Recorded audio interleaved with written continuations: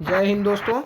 तो आज जीएस का प्रैक्टिस सेट दूसरा शुरू करेंगे और इसमें सभी विषयों से संबंधित प्रश्न होंगे और आशा करता हूं कि ये आने वाले यूपी पुलिस री एग्ज़ाम या यूपीएसआई में आपकी मदद करेंगे। तो चलिए पहले प्रश्न की ओर चलते हैं। पहला प्रश्न है, पृथ्वीराज विजय का लेखक कौन है? तो आप जानते हैं कि चंद बरदाई जो है ये पृथ्वीराज रासो की रचना है। किसकी रचना है? पृथ्वीराज रासो की रचना है, चंद बरदाई। और इस समय जो क्वेश्चन लिखा हुआ है वो यह लिखा हुआ है पृथ्वीराज विजय किसकी है? पृथ्वीराज रासो। तो पृथ्वीराज विजय जो है वह जयानक की है। किसकी है? जयानक की है। तो अगले प्रश्न की ओर हम लोग बढ़ते हैं। अगला प्रश्न है हमारा कि मिलिंद पन्ह है। तो मिलिंद पन्ह क्या है? संस्कृत नाटक है, पाली ग्रंथ है, जैन वृत्तांत है या हिंदी ग्रंथ है? तो ये आपका मिलिंद पन्ह पाली ग्रंथ है और इसमें बौद्ध भिक्षु नागसेन तथा यवन शासक मिनांडर, किसका? नागसेन का और मिनांडर का। इसमें नागसेन और मिनांडर का जो है संवाद दिया गया है। चलिए अगले प्रश्न की ओर हम लोग चलते हैं। अगला प्रश्न है हमारा कि हड़प नीति यानी डॉक्ट्रिन ऑफ लैप्स किसने दिया था? तो डॉक्ट्रिन ऑफ लैप्स की अगर बात करेंगे तो यह लॉर्ड डलहौजी ने नीति दी थी और इसमें यह था कि जिसके संतान नहीं होती थी और वह किसी संतान को यदि गोद लेता था उसकी संतान को वैध संतान नहीं माना जाता था और अंत में उसकी जो संपत्ति या जो शासन होता था वह अंग्रेजी सत्ता के हाथों में चला जाता था। चलिए अगले प्रश्न की ओर हम लोग चलते हैं। अगला प्रश्न है, लाइफ डिवाइन नामक पुस्तक के लेखक कौन है? तो लाइफ डिवाइन नामक पुस्तक के लेखक की अगर बात करेंगे तो कौन है? अरविंद घोष जी हैं। अगले प्रश्न की ओर हम लोग चलते हैं। अगला प्रश्न है हमारा, अवध के स्वायत्त राज्य का संस्थापक कौन था? तो अवध के स्वायत्त शासन की अगर बात करेंगे तो यह वफर राज्य के रूप में जाना जाता था और अवध के स्वतंत्र राज्य के संस्थापक शहादत खां जी थे। कौन थे? शहादत खां, या इन्हीं को बुरहान उल मुल्क भी कहा जाता था। शहादत खां इसका सही आंसर है। अगले प्रश्न की ओर हम लोग चलते हैं। अगला प्रश्न है, बांग्लादेश अपनी सीमा को किस भारतीय राज्य के साथ साझा नहीं करता है? तो सबसे पहले तो हम ये जानेंगे कि बांग्लादेश और भारत की जो सीमा है वह कितनी है। तो वह 4096.7 किलोमीटर है, अर्थात 4096.7 किलोमीटर है। और इसमें हम बात करेंगे तो ये अंतर्राष्ट्रीय सीमा साझा करता है असम, त्रिपुरा, मिजोरम, मेघालय और पश्चिम बंगाल। ये सारे के सारे बांग्लादेश के साथ सीमा साझा करते हैं। झारखंड इसके साथ सीमा साझा नहीं करता है। अगले प्रश्न की ओर हम लोग चलते हैं। अगला प्रश्न है, जोजिला दर्रा किसको किससे जोड़ता है? तो जोजिला दर्रा की बात करेंगे तो यह जम्मू और कश्मीर में स्थित है, लेकिन देखेंगे तो यह 31 अक्टूबर 2019 से, जो कि लेह केंद्र शासित प्रदेश लद्दाख का भाग है और यह वर्तमान में देखेंगे तो किसको जोड़ता है? श्रीनगर और लेह को आपस में जोड़ता है। अगले प्रश्न की ओर हम लोग चलते हैं।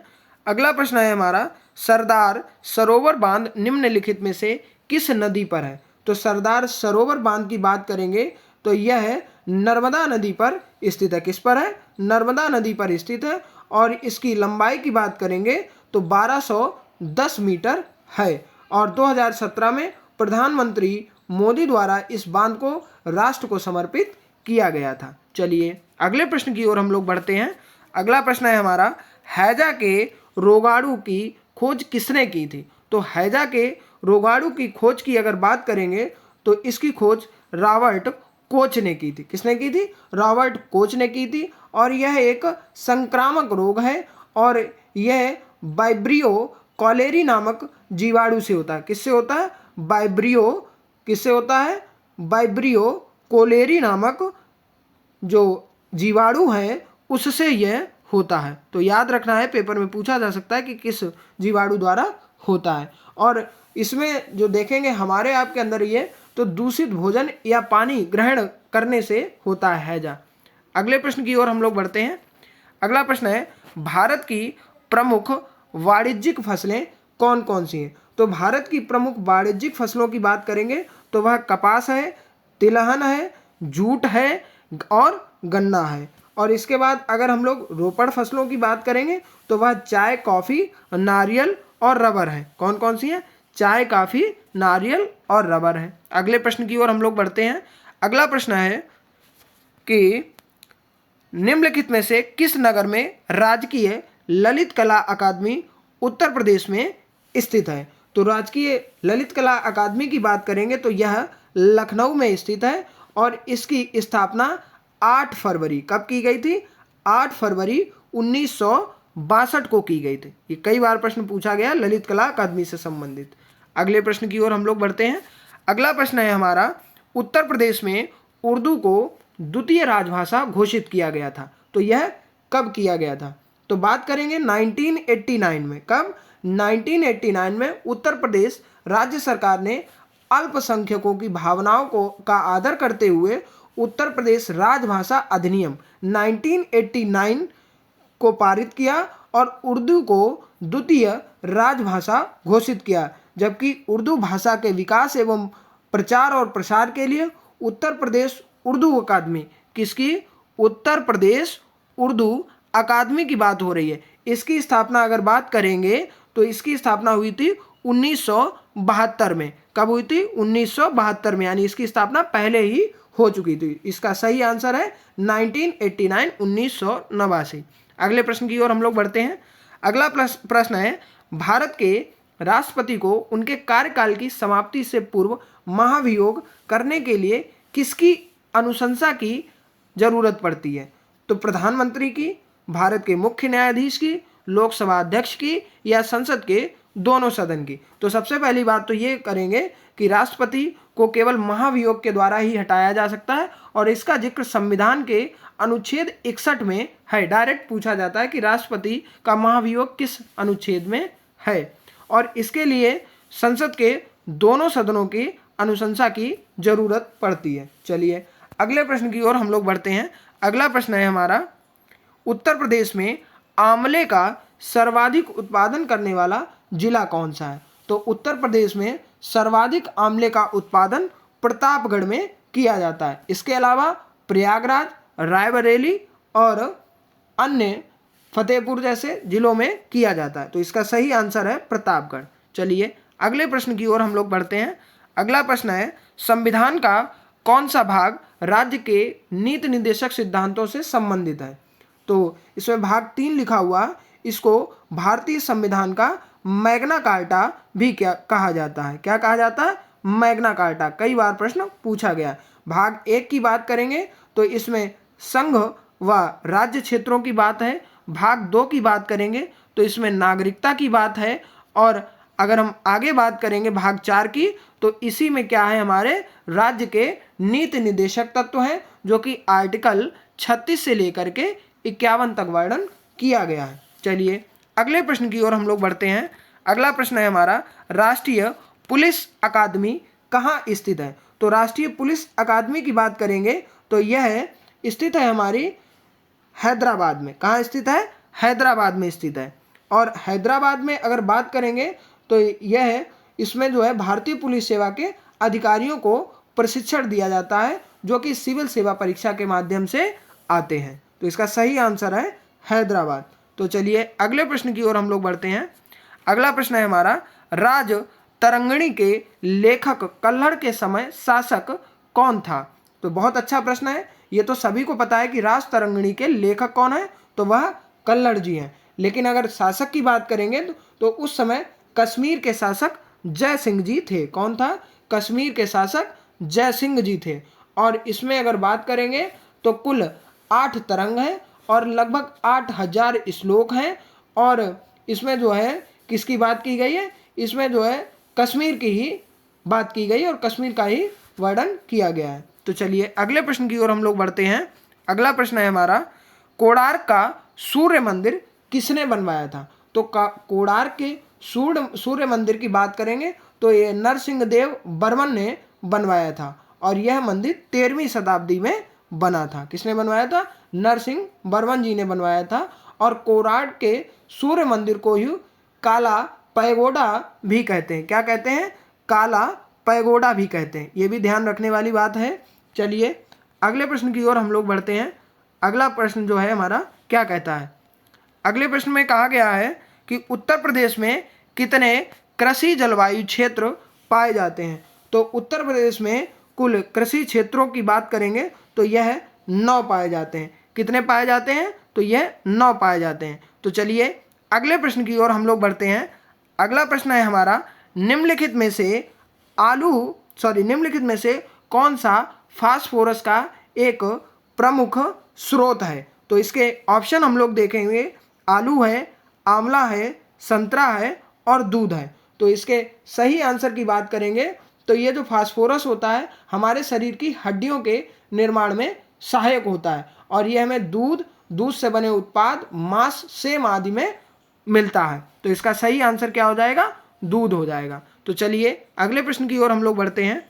अगला प्रश्न है हमारा, वह तत्व जो रक्त में नहीं पाया जाता है। तो रक्त में कौन सा तत्व नहीं पाया जाता है? तो रक्त में Cr नहीं पाया जाता है। कहने का मतलब क्रोमियम नहीं पाया जाता है। और इसमें रक्त में लोहा, तांबा, मैग्नीज आदि तत्व पाए जाते हैं। चलिए अगले प्रश्न की ओर हम लोग बढ़ते हैं। अगला प्रश्न है हमारा, उत्तर प्रदेश की प्रथम महिला राज्यपाल कौन थी? तो उत्तर प्रदेश की प्रथम महिला राज्यपाल की बात करेंगे तो यह सरोजनी नायडू जी थी। और उत्तर प्रदेश की प्रथम मुख्यमंत्री की बात करेंगे तो यह सुचेता कृपलानी जी थी। और इसी तरीके से यह उत्तर प्रदेश की ही नहीं बल्कि दोनों महिलाएं भारत की अपने अपने पद पर पहली महिलाएं थीं।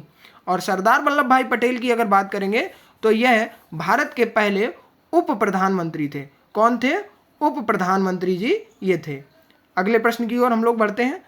अगला प्रश्न है हमारा, अंतर्राष्ट्रीय महिला दिवस कब मनाया जाता है? तो अंतर्राष्ट्रीय महिला दिवस की अगर बात करेंगे तो यह 8 मार्च को मनाया जाता है। चलिए अगले प्रश्न की ओर हम लोग बढ़ते हैं।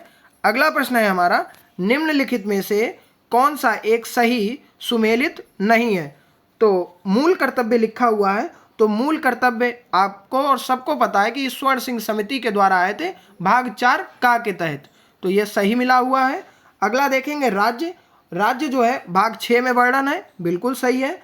भारत का महान्यायवादी की अगर बात करेंगे तो अनुच्छेद 76 में है और भाग इसका 5 है। तो यही हमारा गलत मिला हुआ। अगला देखेंगे, संघ और राज्यों के अधीन सेवाएं।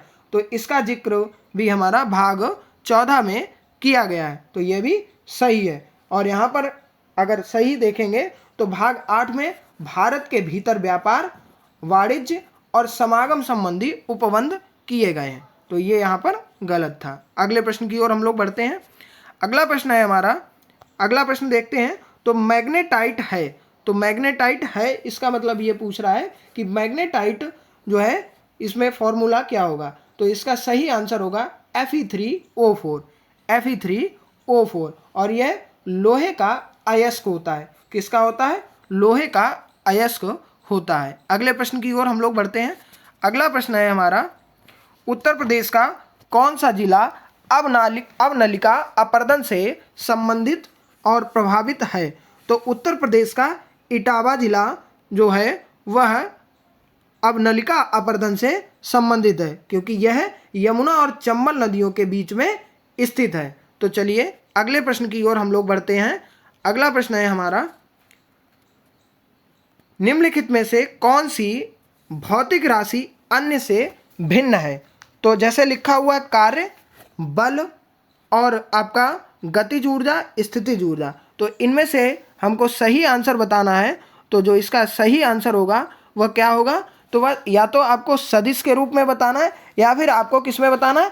अदिश के रूप में बताना है। तो जब सदिश और अदिश की बात आती है तो एक में हमको परिमाण की ज़रूरत पड़ती है और एक में हमको परिमाण की ज़रूरत नहीं पड़ती है। तो इस तरीके से अगर देखेंगे तो कार्य अदिश राशि है और गतिज ऊर्जा एवं स्थितिज ऊर्जा ये भी अदिश राशि है, जबकि बल हमारा जो है वह सदिश राशि है। चलिए अगले प्रश्न की ओर हम लोग बढ़ते हैं।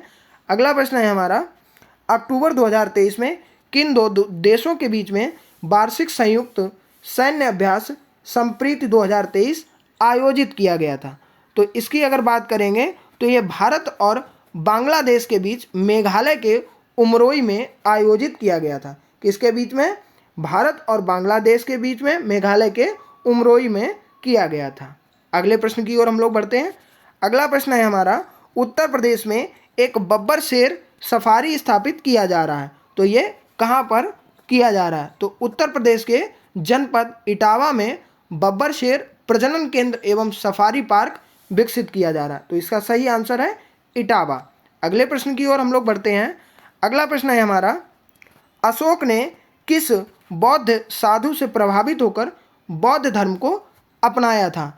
तो अशोक ने उपगुप्त नामक बौद्ध भिक्षु से जो है प्रभावित होकर के बौद्ध धर्म अपनाया था। तो इसका सही आंसर है उपगुप्त। अगले प्रश्न की ओर हम लोग बढ़ते हैं।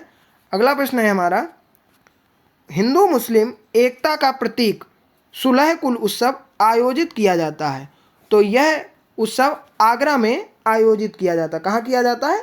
आगरा में। सुलह कुल उत्सव आगरा में। अगले प्रश्न की ओर हम लोग बढ़ते हैं। अगला प्रश्न है हमारा, निम्नलिखित में से कौन एक सुमेलित नहीं है?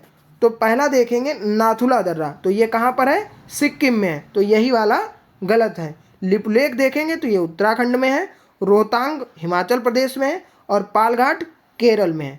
अगले प्रश्न की ओर हम लोग बढ़ते हैं।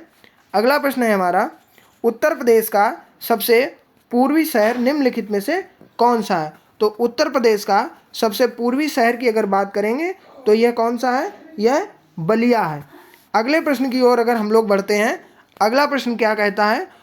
तो अगले प्रश्न में ये क्वेश्चन यहीं पर ख़त्म होते हैं और इसको अगर हम और जानेंगे तो ये उत्तर प्रदेश के 3 जिले मऊ, गाजीपुर और देवरिया के साथ सीमा साझा करता है।